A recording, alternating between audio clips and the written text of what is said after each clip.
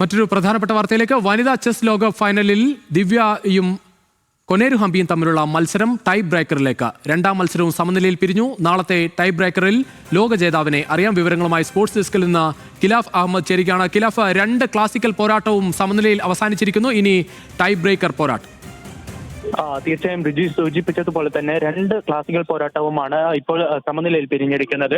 കഴിഞ്ഞ ദിവസം ആദ്യ മത്സരവും സമനിലയിൽ പിരിഞ്ഞിരുന്നു. 41 നീക്കങ്ങളോടെയായിരുന്നു കഴിഞ്ഞ ദിവസം സമനില ഇരുവരും ദിവ്യ ദേശ്മുഖും അതേപോലെ തന്നെ കൊനേരു ഹംപിയും തമ്മിൽ നടന്നത്. ഇന്ന് നടന്ന രണ്ടാം മത്സരത്തിൽ ഇരു താരങ്ങളും 34 നീക്കങ്ങൾക്കൊടുവിലാണ് സമനില നേടിയത്. ഇരുവരും ഓരോ പോയിന്റ് വീതം നേടിയിട്ടാണ് സമനിലയിൽ പിരിഞ്ഞത്.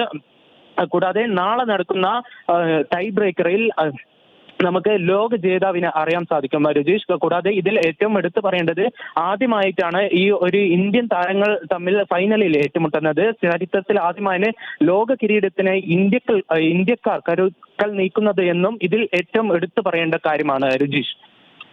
ശരി ഖിലാഫ്, എന്തായാലും ഇന്ത്യൻ ചെസ്സിലെ രണ്ട് തലമുറകൾ തമ്മിലുള്ള പോരാട്ടമാണ് ലോകകപ്പിന്റെ ഫൈനലിൽ നടക്കുന്നത്. ആദ്യ രണ്ട് പോരാട്ടവും ഒപ്പത്തിനൊപ്പം സമനിലയിൽ പിരിഞ്ഞിരിക്കുന്നു. ഇനി നാളെയാണ് ടൈ ബ്രേക്കർ പോരാട്ടം.